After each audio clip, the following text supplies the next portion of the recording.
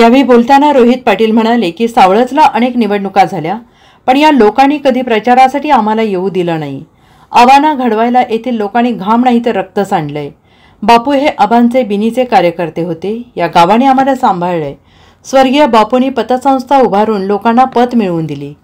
अनेक लोक घडवले. सागरदादा सुद्धा बापूंची भूमिका पार पाडत असून आबांचे घर वाचले पाहिजे यासाठी ते सदैव प्रयत्नशील आहेत. राज्यातला पहिला आमदार हा महाविकास आघाडीचा तासगावमधून येईल असा विश्वास त्यांनी व्यक्त केलाय. कार्यक्रमाच्या प्रोटोकॉलनुसार खासदार सुप्रिया सुळेनंतर आमदार जयंत पाटील यांचा सत्कार होणार होता. मात्र व्यासपीठावर विद्यमान खासदार विशालदादा पाटील उपस्थित असल्याने जिल्हा स्तरावरील प्रोटोकॉल पाळण्यासाठी आमदार जयंत पाटील यांनी आपल्या स्टाईलमध्ये भुवया उंचावून प्रथम खासदार विशाल पाटील यांचा सत्कार करा असं आयोजकांना भुवया उंचावून खुणवाखुणव केली. नेमकं यावेळी उपस्थितांचं लक्ष जयंत पाटील आणि विशाल पाटील यांच्याकडेच होते आणि एकच हास्यकल्लोळ झाला. आणि जिल्हा परिषदेचा सदस्य आपल्या ताट मानेनं फिरला पाहिजे एवढं मताधिक्य देऊन आबांना पहिल्या काळात निवडून दिलं. आणि तीच कृतज्ञता आबांनी कायमस्वरूपी जपण्याची भूमिका घेतली. गावगाड्यातल्या प्रत्येक कार्यकर्त्याला घडवण्याचं काम आबांच्या माध्यमातून झालं. आणि त्यावेळेस प्रामुख्याने ज्या भागातली माणसं घडली त्यामध्ये सावळज गाव असेल किंवा सावळज जिल्हा परिषद गट असेल, या भागातल्या माणसांनी प्रामुख्यानं आबांना तारण्याचं काम केलं. 2 निवडणुका आबांच्या वाट्याला ताई अशा आल्या की एकदा 4,500 मताचं मताधिक्य, एकदा 3,500 मताचं मताधिक्य.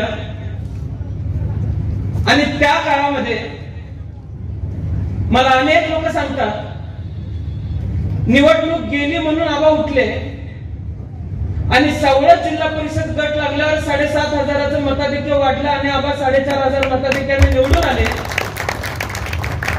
त्यामुळे या जिल्हा परिषद गटातल्या लोकांचा ऋण मी तरी माझ्या आयुष्यात फेडू शकणार नाही.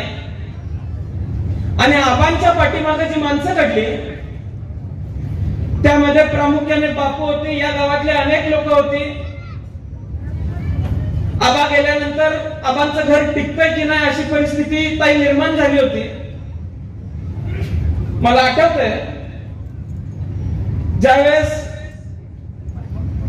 बाजार समितीच्या निवडणुकीच्या वेळेस ताई आमच्यावरती दगडफेक झाली मोठ्या प्रमाणात. एका मंगल कार्यालयामध्ये आम्ही कुटुंबीय बंदिस्त अवस्थेत होतो. या गावातले बिनीचे 10-15 कार्यकर्ते आमच्या बरोबर होते. पाऊस पडतोय तशी दगड मंगल कार्यालयावरती पडत होती आणि मंगल कार्यालयाचे शटर उघडत असताना मी पहिल्यांदा त्यावेळेस बापूंना समोर बघितलं. सगळे कार्यकर्ते घेऊन आम्हाला अंजनीकडे बाहेर पडले. त्याच्यानंतरच्या काळामध्ये तासगावची नगरपालिका लागली. नगरपालिकेच्या निवडणुकीमध्ये प्रचार करण्याची माझी पहिलीच वेळ. दिवसभर प्रचार केल्यानंतर एकदा मला सावळजच्या एका दवाखान्यामध्ये रात्री उशिरा ऍडमिट करण्यात आलं. रात्री 1:30 वाजले होते. कोणच नाही म्हणून डॉक्टरांनी सहज बापूंना फोन केला. बापूंना उशिरा जागायची सवय होती. बापू आले. 1:30 ते 3:30 माझी सलाईन चालू होती आणि ताई बापू त्यावेळेस माझ्या बरोबर 3:30 पर्यंत पहाटे थांबले. 1995 पासून कशा पद्धतीने कष्ट करत या भागातल्या लोकांचं संघटन बांधण्याचं काम या लोकांनी सर्वांनी केलेलं हे मला त्यांनी सांगितलं.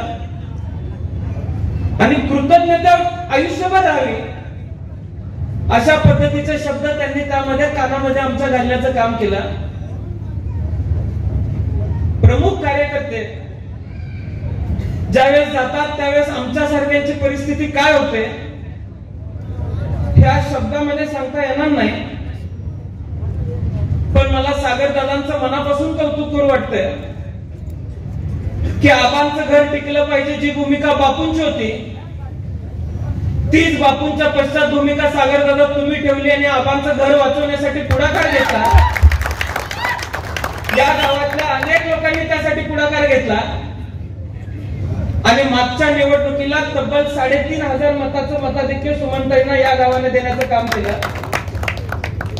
या जिल्हा परिषद गटानं 14,500 मताचं मताधिक्य मागच्या वेळेस सुमनताईंना दिलं.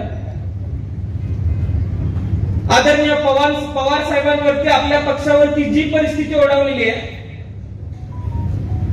इथला कार्यकर्ता जिद्दीला पेटलेला आहे. पवार साहेबांचा स्वाभिमान महाराष्ट्रामध्ये टिकला पाहिजे म्हणून आम्ही सर्वांनी भूमिका घेतली पवार साहेबांबरोबर राहण्याची. आज बापूंच्या पुतळ्याच्या अनावरणाच्या प्रसंगी मी ताई आणि साहेब तुम्हाला शब्द देऊ इच्छितो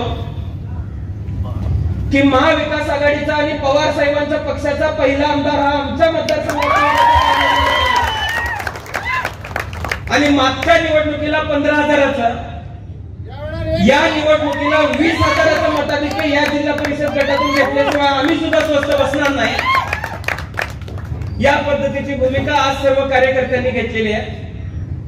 bureau report SBN Marathi, Sangli.